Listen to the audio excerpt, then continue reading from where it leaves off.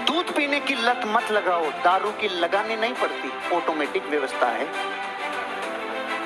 अच्छी संगत नहीं की तो बुरी संगत लगानी नहीं पड़ती, ऑटोमेटिक व्यवस्था है। अगर आपने अपनी जिंदगी में साक्षर होने के लिए स्कूल जाना पड़ता है तो निरक्षर के लिए अलग से कॉलेज नहीं है, सिर्फ स्कूल मत जाओ, बाकी ऑटोमेटिक व्यवस्था है।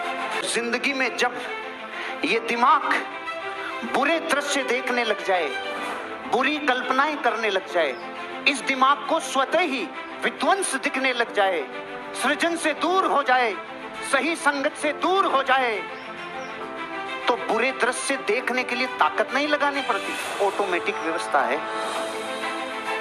दूध पीने की लत मत लगाओ, दारू की लगानी नहीं पड़ती, ऑटोमेटिक व्यवस्था है। अच्छी संगत नहीं की तो बुरी संगत लगानी नहीं पड़ती, ऑटोमेटिक व्यवस्था है। अगर आपने अपनी जिंदगी में साक्षर होने के लिए स्कूल जाना पड़ता है तो निरक्षर के लिए अलग से कॉलेज नहीं है, सिर्फ स्कूल मत जाओ, बाकी ऑटोमेटिक व्यवस्था है। जब चढ़ाई पे गाड़ी का एक्सीलरेटर देते हैं तो तब तक ऊपर चढ़ती है जब तक एक्सीलरेटर दिया, सिर्फ एक्सीलरेटर छोड़ो, वापस लाने के लिए ब्रेक गियर नहीं डालना पड़ता, ऑटोमेटिक व्यवस्था है। अगर जिंदगी में आज अमीर बनने का चुनाव नहीं किया तो गरीब रहना नहीं पड़ेगा, ऑटोमेटिक व्यवस्था है। अब डिसाइड आपको करना है कि जिंदगी में कोई भी स्पेस खाली नहीं रहता, या तो ये दिमाग सृजन कर सकता है या ये दिमाग विध्वंस कर सकता है, एक जैसी पोजीशन पे नहीं रह सकता। जिंदगी ऐसी है, अगर 3 कमरों के मकान में रहते हो और जिंदगी में आज महत्वाकांक्षा खत्म हो गई तो अगले 3 साल में 2 कमरों पे मिलोगे, अगले 5 साल बाद 1 पे मिलोगे और उसके बाद किराए पे मिलोगे।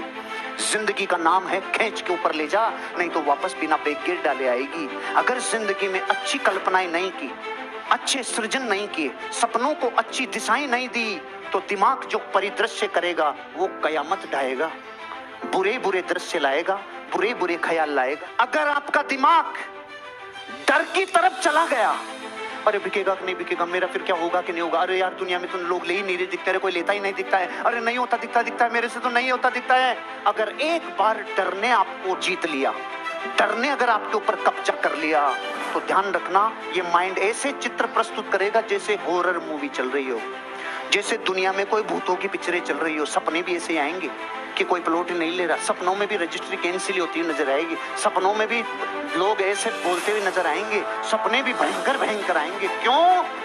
डर जैसे ही हावी होता है तो वो अपने जैसे ही परिदृश्य दिमाग पे पैदा करता है।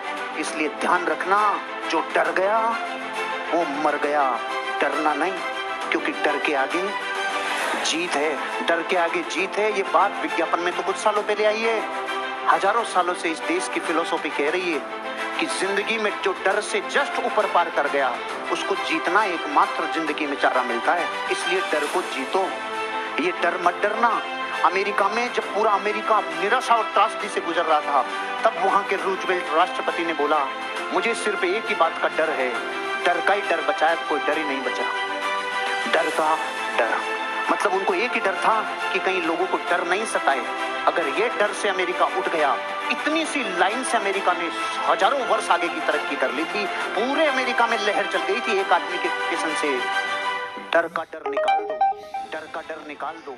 आपको भी मैं ये कह रहा हूँ, इस प्रोफेशन में अगर आपको झंडे गाड़ने हैं, दुनिया में आपको इज्जत शोहरत और सम्मान चाहिए, अगर जिंदगी में बैंक बैलेंस चाहिए, गाड़ी और बंगला चाहिए, अपने सपनों को पूरा करना चाहते हो, तो जिंदगी में डर के अधीन कभी मत रहना। कितना भी भयानक दृश्य आ जाए, लड़ने के लिए तैयार रहना, डर से मत डरना।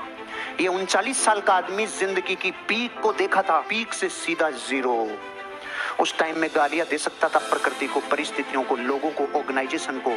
नहीं, मुझे ये पता था ये नीचे नहीं गिरा हूं, ये ठप्पा है, और ये ठप्पा पिछली बार से आगे ले जाने की ताकत देता है। डर निकाल देना, क्योंकि प्रकृति का कार्डियोग्राफ और अपनी जिंदगी का कार्डियोग्राफ एक तरीके से चलता है, अनसेटल चलता है। जब तक ये अनसेटल है तब तक आप सेटल हैं, अगर ये सेटल हो गया आप कार्यक्रम समाप्त हो गया।